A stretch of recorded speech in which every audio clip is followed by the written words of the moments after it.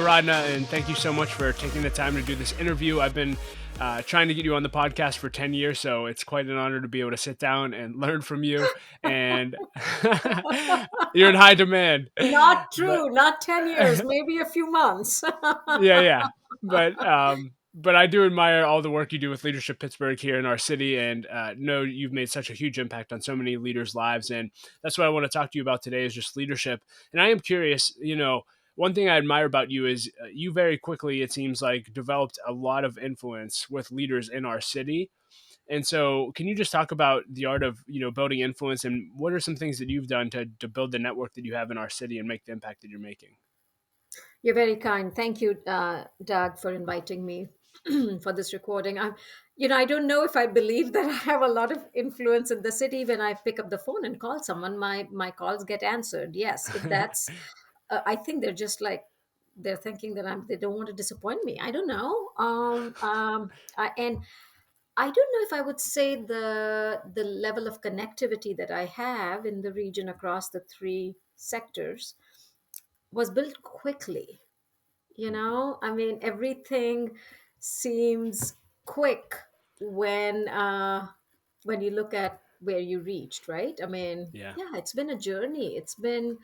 I've been in this region about, believe it or not, almost 20 years. Wow. And um, every step I took, every day I lived here, um, has led to where I am today and where my connectivity is today. So it was not quick. Okay. Do you do anything intentional to network? I'm just curious, as you look to build your network of leaders, what are some things you do intentionally there? The one thing that I'm really intentional about is not looking over people's shoulders. You know how you are when sometimes you're at a meeting, you are, or at a networking event, when I say look over people's shoulders, I mean literally and figuratively. Hmm. When if you're not fully present in a conversation with that person, you're not being true to the moment, to the opportunity of the moment. Hmm. What made you so important that you have to be in five places, whereas the person who's talking to you is fully present there? So that's the one thing I do intentionally. When I'm present, I'm fully present. Wow. I love that. And yeah, I tend to be distracted. So that is definitely challenging to me. Mhm. So I appreciate that. And, you lead a leadership organization. And I'll just start with just a really basic question there is why is leadership important? Oh my goodness. I think, I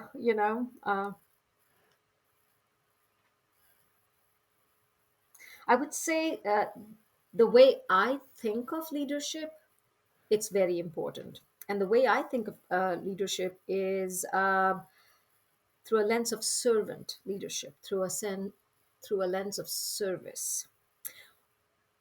And I know that that has biblical roots, I believe. And I was not raised a Christian, or Jewish. So a leader is always in service of something bigger than themselves, something that is different from themselves.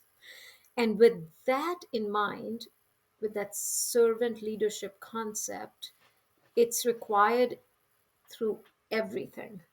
When you're devoted to making something better, someone better, see opportunities, you have to lead. I mean, you have to be in service to that particular goal.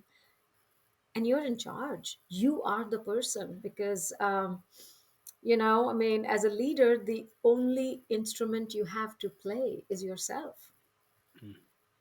in any situation, whether you are the quote unquote the boss or one of the team members. You're always a leader if you think about it. I know it's a very non-corporate version of leadership. Leaders lead. They lead themselves, they lead others, they lead situations, they lead communities. So I think that question is it's rhetorical, right? Right. And, you know, I would love for you to just give a 80,000 foot view of the programs that you offer and what you offer through Leadership Pittsburgh. But, why are programs like what you offer so important in a leader's journey?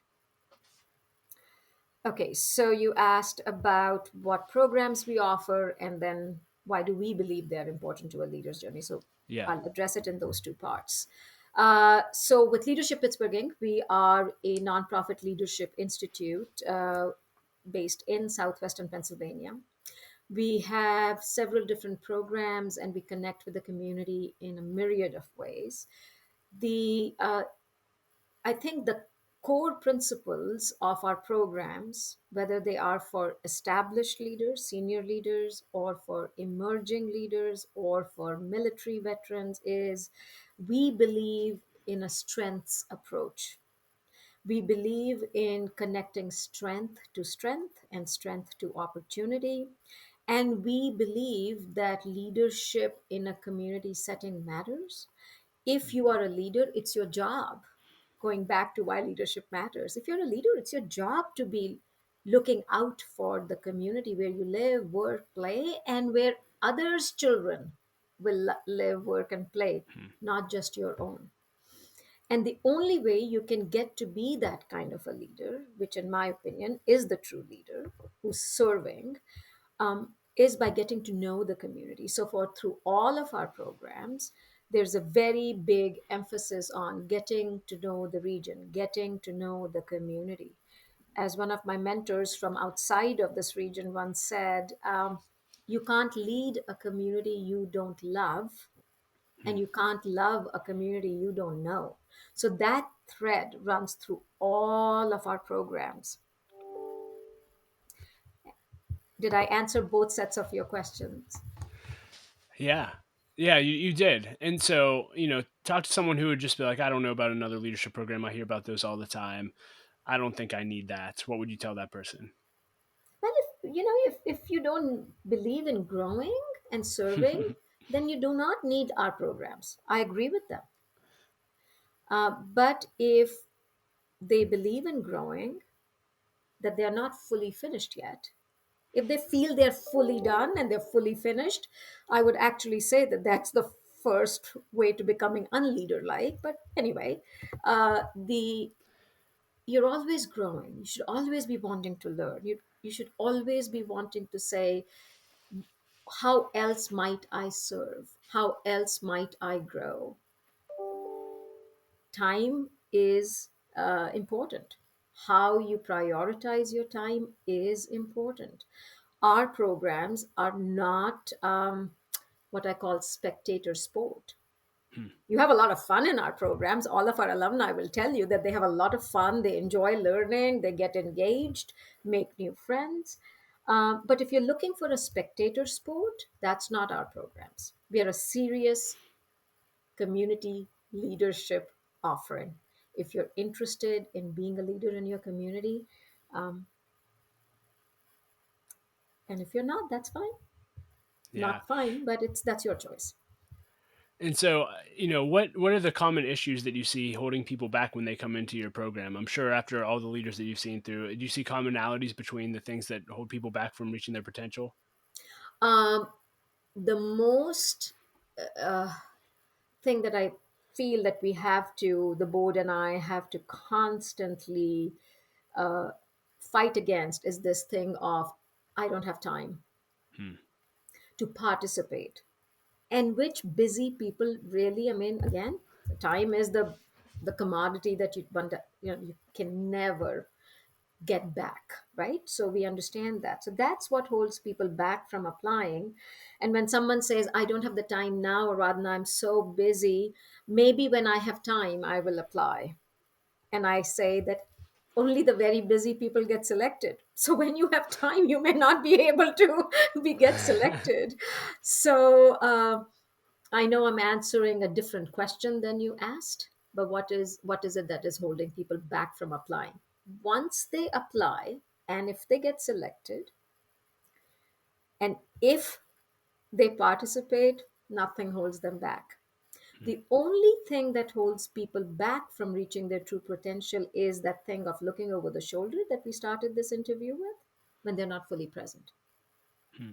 When they think that their buzzing blueberry, strawberry, Apple, iPhone, iWatch has control over them rather than them as leaders having control over what they have to look at, that's what holds them back. And they're always like, like in our senior leaders program, we now have about 50 to 60 people curated every year. There are always one or two who get selected, but who think that they can skate through it like as though they're auditing a course. And those are the ones who lose the opportunity, and they are the ones who actually lose because they lose, and their cohort mates lose because they're not sharing the gift that is them with the others because they're so busy answering their blueberries and iPhones. Yeah, you talked a lot about being present, and I'm just curious. I'm sure all, like you said, everyone's short on time, everyone's distracted, everyone's getting 1,000 emails a day. What have you learned just in your personal leadership journey and or in helping others about being present? Shutting off distraction. Do you have any practices in your life to actually be present or to be contemplative and think? I'm just curious what that looks like in your life. Yeah, for me, when I would like to do more meditation when I find that I'm in a high period of stress. Meditating really helps. Gaining grounding myself. So I begin my day generally by getting a cup of coffee from Starbucks. When it's good weather, I walk, and that sort of like begins my day. Whether my day is beginning at 7 a.m. or at 9, that's how I begin my work day. End of day work day is unfortunately for me rather fluid. I am I'm always on email, but like when I'm here right now, Doug, with you, I'm not looking at my email. I'm not looking at my cell phone. I'm fully present when I'm here. But if I'm not in a meeting, I'm always on email. So I don't have good discipline about that. But the end of the day, generally, when I go, okay, I'm done, is I have a tiny, tiny, tiny, very tiny bit of a spiritual practice. I do that. And if it's a weekend, I have a glass of Chardonnay, and that starts my weekend. Um, if I'm traveling, what we have, my husband and I have done is come up with this because we are both we tend to be always on email or phone or something. So we decided that um, we look at emails now twice a day, even on Hmm. vacation. Wow. Um, Once in the morning while having our cup of coffee, and we give each other the freedom like that. For that 45 minutes we are checking emails, and then once just before dinner we do that. Otherwise we were not even letting vacations seep in. So just something to mark my beginning, something to mark my end. Yeah. In the beginning of the interview, or I'm sorry, prior to the interview, we were talking about influence, and I loved your insight on this. You and your husband both have a very visible platform in our city. As I mentioned, you have a lot of influence, which I also didn't means in say your. that, you said that. I said I Yes, have yes. connectivity. Oh, I'm confirming it for everyone listening. You both have a lot of influence. But we were talking about how when you have that influence, you have to be the face of the organization as the leader. Can you talk about how you view your responsibility as the head of your organization and what your board shared with you? I just thought that was really insightful.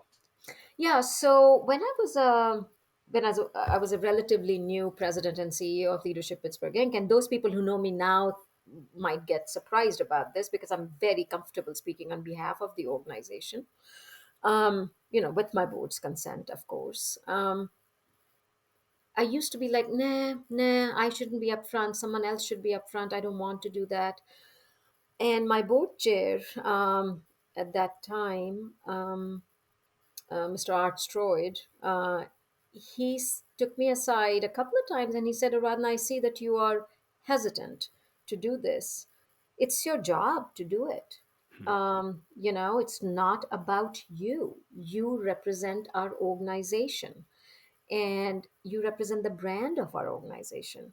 So if the brand of an organization called Leadership Pittsburgh Incorporated has to be that of leadership. So step into it, step into your own leadership, and on behalf of the organization's mission.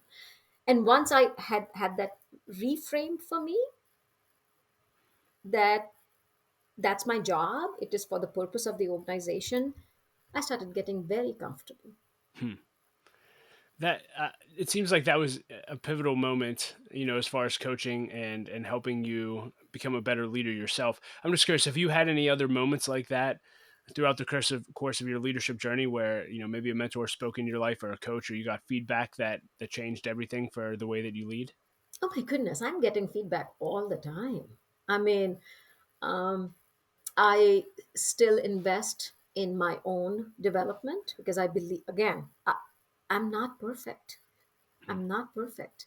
And I need to grow. And especially as the CEO of a leadership organization, I've got to walk the talk. I've got to say, okay, if I'm saying you're not perfect, I'm not perfect either. So how do I grow? So I've gone on and with my board's encouragement, I invested in leadership training for myself, like formal leadership training around mindfulness twice. I participated in, I'm a neuroscience based trained coach. So I became a coach, certified coach. I don't practice it. I mean, I don't have private clients, is what I'm saying. Got it. So those things were really, really helpful. And then moments like the one that I narrated to you, when someone says, you're doing something which is not the way it should be done, or have you thought about? Uh, I, I, I pay more attention to it when I was more when I was still learning a lot more than I'm learning now. I may have been a little bit more defensive, Doug, about, oh no, I should have done it that way, or no, my organization should have done it that way. Um, Over time, you realize that the the universe, through the people around you, is always sending you signals. If you hear something twice, pay attention. Hmm. One, you know, one one in 50, it's probably, someone has a pet peeve, or too much. But if you hear something twice, pay attention. You may choose not to do anything about it, but at least pay attention. Yeah, I think I've heard. I've been told to focus since I was in first grade, probably 50 million times. So I'm trying to listen. I'm trying to grow, uh, but that's a challenge for me. But no, I think that's really, really insightful. If you hear it twice, then it's probably realistic. Because yeah, sometimes feedback's not helpful at all. You talked about how you've changed since when you were younger. You used to be more defensive. I know you guys also have an emerging leader program. Would there be any other advice that you would give young leaders as you've worked with them? You don't know it all yet, and you never will.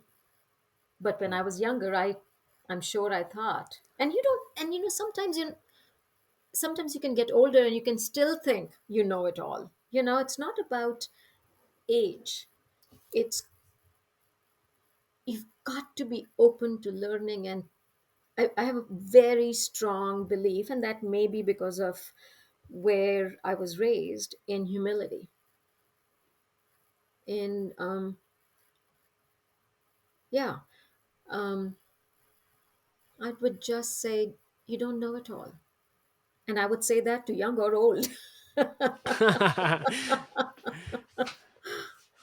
That's beautiful. I want to go back to community impact for a moment. You guys said that's a main. You said that's a main focus of what you help everyone focus on. And I love that quote about loving your community and making a difference. What would you tell a leader who would say, "I want to make an impact on my community. I just don't know how." What does that actually tangibly look like, and what are some actual, tangible things that I could do now to make a difference? Well, apply to Leadership Pittsburgh's programs. Boom. To begin, I mean, and the applications are open right now. The cohorts are beginning in the fall, and it is a very competitive process. So yeah, so that's one way to start, to get a tangible way to explore. Well Um, played. Another tangible way is look around you, find time to volunteer, and don't worry about it, if whether it is one person, two people, your entire synagogue, the church, the temple, environmental cause, anything. do something, and Hmm. then doors open. Another service that you all offer is board matching, which I think is really, really interesting. You help match people on nonprofit boards. Why is board involvement important, and why should people consider joining one? So it takes the your contributions up a notch or several notches to scale, right? Because if when you're serving on a nonprofit board, if it's a functional board, you are contributing to strategy. You're contributing. You're in charge of governance. You are the trustee of of the community's trust in that nonprofit. You are that conduit. When the community is donating money to a cause, it is your job as a board member to make sure that the money is being put to good use, that the organization's mission is being achieved in the best way possible, not to do the work of the executive director or the president themselves, but to guide them, to be a partner to them. So it is a it's a greater level of responsibility, because now you're talking about impacting an organization's trajectory. And that's why it's important. I also believe that leadership in a community setting is exercised through being a part of boards and commissions and committees and task forces. And so, if you want to be a leader in the community, that's what you have to do. What advice would you give to women in leadership today, or women that are aspiring to be in leadership roles today? Believe in yourself. You're capable.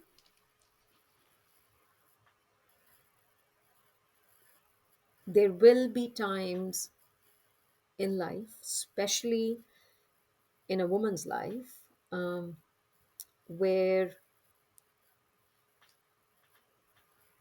you'll feel guilty that you're not doing this enough. If you are a child rearing, in those stages, there'll be times where you'll feel, I'm not being a good mother, and I'm not being a good wife, and I'm not being a good sister or daughter, or fill in the blank in the relationship. It's only natural that I don't know how much men feel that and not feel that. I'm not a man. So I can only speak on behalf of, based on my lived experience. Um, there were times that I felt really guilty Hmm. all the time. And it's only looking at the rear view mirror that I realized, that was the season of my life. That's when my children were little and I was running from the job to the babysitter to the soccer tournament to the, I don't know, the orchestra, the band, the this, the that. And I felt rushed all the time. And I felt like I was not giving anything my best. Hmm. And it's possible that that was true. But my children now, who are my boys, who are grown men now, when I talk to them, they go, Mom, you know, you feel that way, but we turned out okay. And I say, yeah, there by the grace of God I go I. But so I would say to my younger women friends and professionals, or those who are aspiring to be back in the world of profession, in a professional role, or being starting a professional career, don't be so hard on yourselves. Hmm. It's okay. And there is nothing, and I've been saying this for 15 years, I should have written about it then. There's nothing like work life balance. There's only work life collaboration, calibration, or sometimes work takes priority, and some days life takes priority, and we all work through it, and it's okay. You're not a bad person. You're not a bad person. And I think as women, I mean, there was a recent McKinsey report that I was reading, McKinsey and I think Lean In, where it says that women, due to the pandemic, it had to come up, right? The pandemic had to come up. Women during the pandemic have in professional spheres have taken on a greater burden within companies of dealing with burnout of others as Hmm. compared to their male counterparts, and they are feeling burnt out. So think about that, Wow. right? And in their latest, this is I think a 7-year running study, and they found that last year 1 in 4 women professionals were thinking of downstepping from whatever career, whichever rung they were on, and now it's 1 in 3. Wow. That is real. Our companies, our partners, we as women, we have to pay attention to it. It's okay. We are not bad people. It's all right. Give ourselves the grace. Such good advice. Yeah, my wife and I have 3 little ones, and we're in the middle of that season. My wife is in a leadership at a sales company for a tech company, and that's just so good. So thank you. We need constantly reminded that we are in that season of rush, rush, rush, rush, rush, and it's just Hmm. like we don't feel Hmm. like we're giving anything our all, and we're all in people, and so that's been frustrating. But yeah, it's just good to hear that we're not alone, and everyone experiences that. Most of us, my goodness, 3 young ones. How many? How old are they? And boys, girls? Yeah, 2 girls and a boy, and they'll be 6, 4, and 1 coming up now, which is Oh my crazy. goodness! And both of you work outside the house. Oh my goodness! You must. There must be chaos in your house. Yeah, yes, it's chaos, but it's It's fun. We great. enjoy it. Yeah. Yeah, yeah, and it's okay. Sometimes laundry doesn't get washed, every weekend, and it's We were talking. okay. We're like, if we could just hire someone to do our laundry, our life would be so much better. So if anyone out there is listening, we will pay Yeah, you big yeah. bucks to do our laundry. Yeah. Yeah, and then you do your laundry and then it just sits in those laundry baskets and it doesn't get, folded away and then you're digging in on Monday morning. Yes. Like, Oh, that is our life right now. Literally, and the mountains of laundry is insane. Like literally, I mean, it goes halfway up the wall to our ceiling. It's it's anyway. everyone experiences that, Doug. Everyone does. And they think they're the only ones. Yeah. Well, thank you for letting me know we're normal and to not be so hard on ourselves. That's extremely insightful and invaluable. So, before we go into the lightning round, which is just a bunch of fun questions I love to ask, is there anything else that you're passionate about leadership that you want to talk about? We've talked about community, we've talked about women, we've talked a little bit about coaching. Um, no, I I think I'm good. Thank you. All right, are you ready for the lightning round? I don't know. It depends upon the lightning round questions. All right. You Do you'll I do do I get great. to say I pass? Take a pass on Yeah, that of one? course. Okay, all right. Yeah, Then I'm ready. yeah. Then I'm All ready. right. What's the best advice you've ever received, and who gave it to you? Oh my goodness, this is not a lightning round. I get so much good advice all the time. I was at a conference, I was speaking at a conference on Monday, Tuesday, something like that. And after the conference, this was in Indiana, PA, um, I was one of the ladies who is a professional coach herself was in the audience, and then she and I were talking at reception. And I've got some transitions coming up, and she said, "Just believe in yourself, Aradhna. It'll happen. It did before for you, Hmm. you know." And then you get these wisdom, these pearls all the time. It's just that you have to be, as they say that when the pupil is ready, the teacher would appear. Yeah, I find that in my life all the time. same. If you could put a quote on a billboard for everyone to read, what would it say?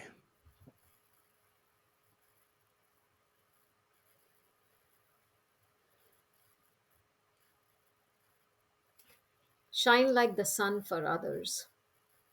Hmm. I love that. What's the best purchase you've made in the last year for $100 or less? I'm going to show it to you. Others Let's can't. go. It's this big giant water bottle That's for awesome. $11 because I didn't used to drink enough water, and Hmm. now it's timed and I have to drink it, and I feel guilty when I don't. It's a beautiful water bottle. Uh, Actually, one of my teammates gifted it to me for Christmas. oh, very cool.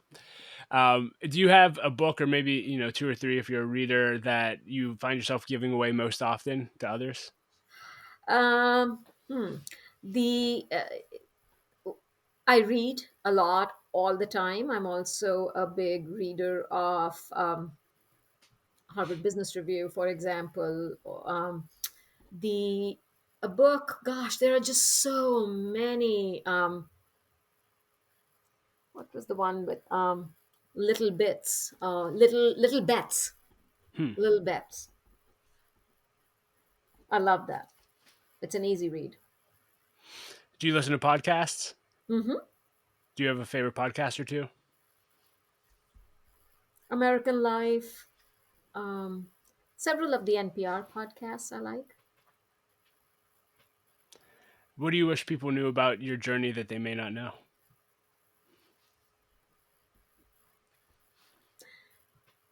I don't know if it's a part of my journey in some way or not, but it is. I love to paint walls, and I'm not good at it. Say more about that. Do you just have a wall in your house that you paint every day just for fun? Or? I could. That's awesome. Yeah, I could. I love to paint walls. It's like, oh, something changes. I like change. I like transformation, and I like to have a role in it. Hmm. Somehow, and it doesn't have to be a visible role. So you just sort of like, oh, it transformed. Look, the room looks so nice. Doesn't matter about the edges, but or the ceiling.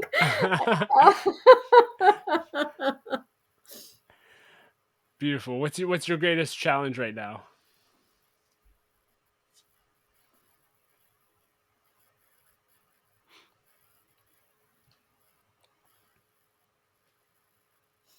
My greatest challenge right now at a personal level is navigating leaving a region I've called home. Hmm. In your life, do you have a favorite failure that led to a valuable lesson? I would say, I will. Oh my goodness! If I could only. This is definitely not a lightning round when it comes to that question in particular. If I can only count the mistakes. um, yeah, there was one in particular that stands out as a manager slash leader. Um, I, there was a someone that we hired, and lots of great potential. I didn't give her enough time to even get comfortable with the change. Hmm. And the lesson I've learned from there is, just because someone has a lot of experience and have great potential doesn't mean that you expect them to rise up to that, like in their first month. Wow. You, Did that you have to. person leave, or did you let them go too early, or just had unrealistic expectations for them? We had a couple of conversations, and this person is self-aware enough to know that the things were not working out, and they were also trying a completely new sector of job, Hmm. so they were also getting used to the pace of the small nonprofit organization, which is entrepreneurial and all of that kind of stuff. And I'm a little crazy, right? I'm like, there's something new all the time happening, and there's excitement. And so they went back to the field that they were comfortable in and were great in, and I was one of their references, and then they have gone on to be in that field to take on an even higher role, Oh, and I great. was a reference then. And but so they were it was so it's not a in some ways it was not a failure. It ended up being okay, but the lesson I learned was that the rub we were having was not because of this person's potential or experience, But the rub we were having was because of my unrealistic and Hmm. impatient expectations. Wow. You get to spend time with a lot of leaders. I'm sure you're very curious and want to learn from people. Do you have a go-to question or two that, when you get to spend time with a great leader, you always ask? No, I'm, No? I'm just not that. Um, Doug, I'm just fully present. I mean, Yes. I'm just curious. I'm just curious. I really do care about people. I mean, like, I Hmm. wanted to know the minute you said you have children. I want to know how many you have. What, I mean, and how Yeah. old are they? And it's not a question. I want to get to know you. It's not your job. It's not just your job. Hmm. Who are you as a person is what I'm interested in. And if you engage with me, I want to engage with you. And if you don't engage with me, you must be more important than spending time with me. So that's okay too. Wow. The overwhelming theme of this interview for me is just be present and don't look over the shoulder. So thank you. What's your biggest leadership pet peeve? Leadership pet peeve. Say more about that. What do you mean by that question? So something that drives you crazy that you see leaders, maybe it's a behavior or something that they do over and over again, and that's like that. I cannot deal with this when leaders do this. When they don't listen, Hmm. not I mean, to each other, to the team members around them, to people who may be supposedly higher up in hierarchy, when they don't listen to the signals, and when they're just not, again, not fully present, right? They're thinking Yeah. about the answer. They're thinking about how their grief, their pain, or their success was greater than whatever the other person is trying to tell them. And they're trying to relate, they're probably not coming from a bad place, but um, listen. What's something that you've done? Maybe I don't know if you have a bucket list, but maybe something you've crossed off your bucket list or a bucket list type experience that you've done that you think everyone on the planet should experience before they die. I don't know. I mean, I didn't have this on my bucket list, and I don't know if everyone. I mean, it's their bucket list. Well, how dare I add something to their bucket list? Oh, please! I want you to add something to my bucket list. Uh, It's well, ever growing.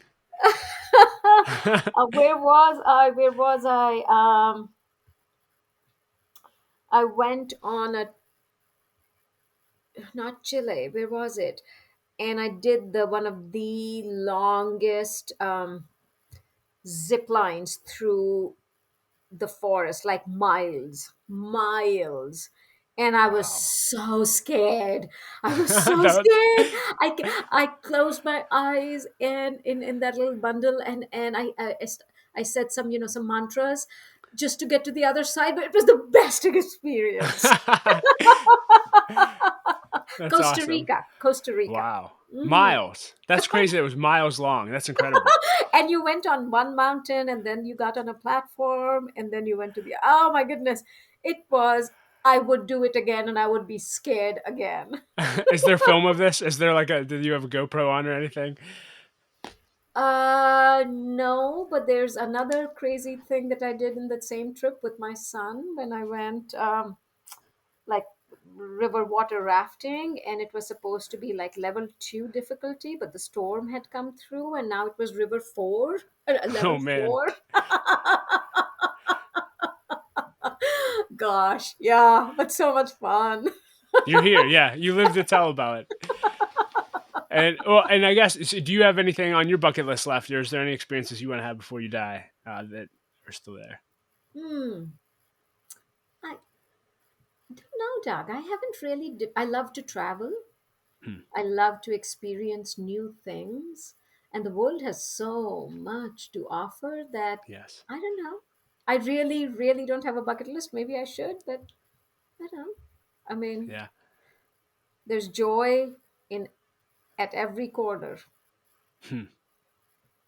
You spoke to this earlier, so you may have already answered it, but I'm just curious if you could have coffee with your 20-year-old self, what would you tell her?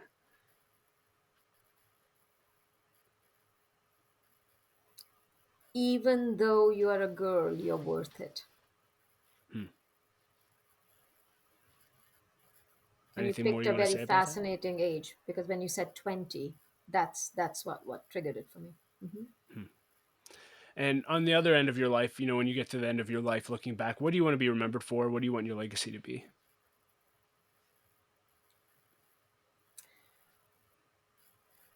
That people say that she truly cared, whether it's my family, whether it's a community I get blessed to be a part of, people, um, yeah, a pet, um, that she truly cared. Anything else you want to leave leaders with today? Oh my goodness. Just go out and be your best self. I know that sounds hokey, but take the time to see the potential in you and believe in yourself and do something with it. You are in charge. No one else is in charge of you. Stop complaining. Get into your own potential and your possibility. Believe in it.